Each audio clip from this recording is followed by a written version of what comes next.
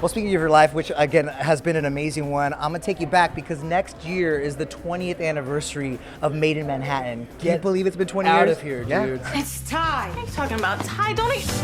Hello. Hi.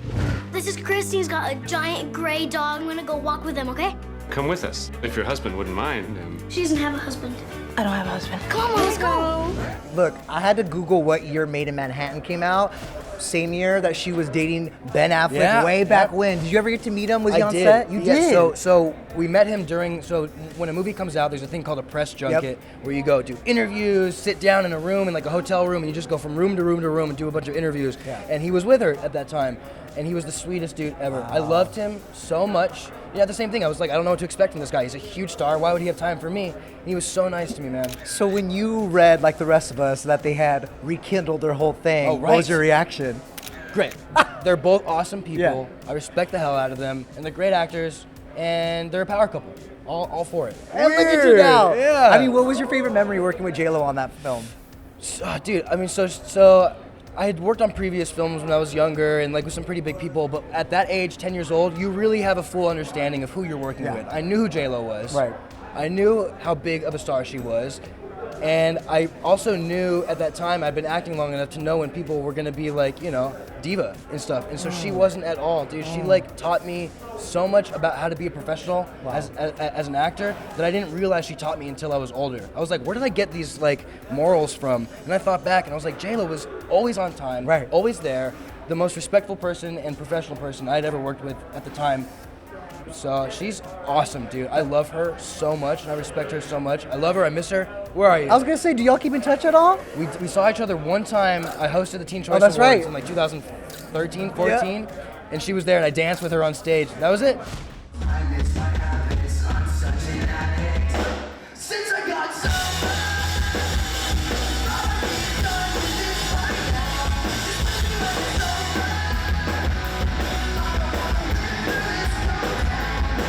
Yo, Tyler, that sound check was killer. I was actually thinking, like, there's not going to be a stage left when you're done with it. I'm stoked for you. Thanks, man. It's a lot of fun, dude. It's what we do, you know. We just blow kids away. We just shred. Dude. That's it, yeah. Well, it is a big deal because I feel like after the year that we've had, no live shows, no concerts, you're back on the road. How does it feel? Oh, it feels great, man. Yeah. Like, so I started a project with John Feldman and Big Noise, which is what we're doing here. This is the Big Noise tour family.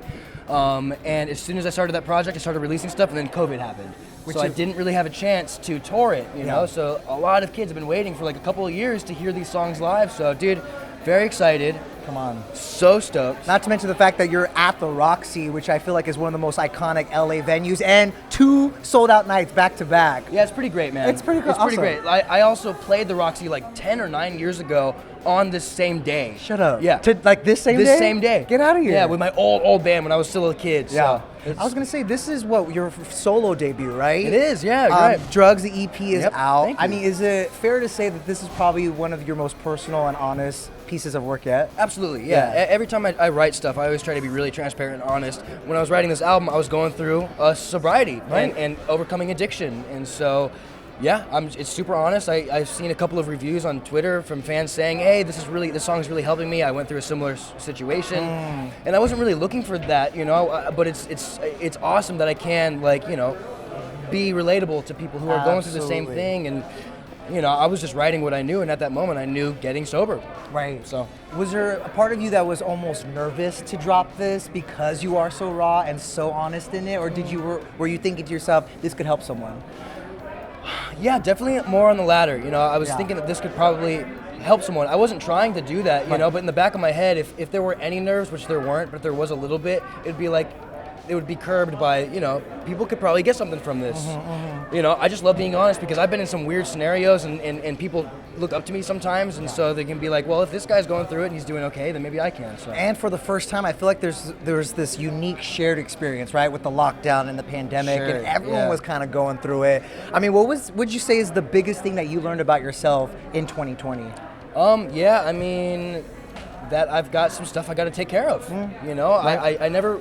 It was weird. I started acting at a really young age and playing music kind of simultaneously, and I always had a career to fall back on. And so when I was dipping around in like substances and not really taking care of myself mentally and spiritually, and physically, I was like, well, I have a career, so I can keep going, you know? So it was a weird thing. So I realized that I have these issues that I kind of need to take care of. And in doing that, I've realized even more about myself. Absolutely. You know, I can talk for hours about that. But yeah, man, I realized that like I need to take care of myself more. I can feel the vibe. You're in a good place now. Would you say that? Like, how do you feel now? Absolutely. Sorry if I spit on you. No, good. I feel great. Yeah. I feel really, really, really good. You have a lot to be happy about. I do, dude. I've got a great girlfriend who's coming here tonight and playing a song with me. She was part of my single. Right. I'm going on the road with some of my best friends. I'm going on tour. I'm playing music side by side with some of my best. Literally, this is just the coolest. I'm very happy. There's nothing to be sad about right now. Yes. And even if there is, I know how to deal with it in a more healthy way. So you mentioned your girlfriend. I had read that you had said that she really helped you to understand that you are queer. Do you feel that kind of pressure to, you know, explain to people or explain what you are, constantly? I don't feel any pressure. I don't want to explain. Or like the labels, you know? Yeah, so the labels, I think it gets tricky. And people get angry at some of the things that, you know, you would want to call yourself, you know, because they'll pick it apart and be like, well, you're not this, you're not that, you know? So I don't really feel like I fit in a box. Yeah. So she kind of helped me realize that I don't fit in a box. And that there isn't a box and there really isn't a box, you know? And so that was something that she really helped me figure out, you know? I don't really want to label myself, and I don't feel like no matter how I try to explain myself with it, I think somebody's going to try to pick it apart. So I just rather not. I just am honest about who I've been with and what I've done, and that has had some sort of effect on people, whether it's good or bad.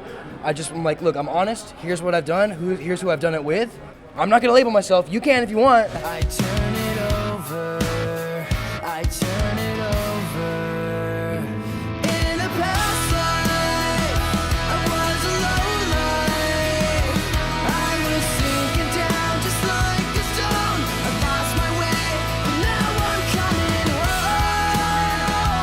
home. Has that been tough on you at all? Kind of like really growing up in the public eye. Yeah, it was, you know, I do my best to kind of stay on the outskirts and not invest myself too much into the public eye. Yeah. But I'm still in it, whether I like it or not. Yeah. And so it has affected me. There have been moments like when the height of Teen Wolf happened that I didn't want to do it anymore. Right. I was I wanted to live in a skate shop and live in a private suburb town my whole entire life. And so it's a new thing, but I've learned how to deal with it and use it to my advantage and try to spread some sort of good message.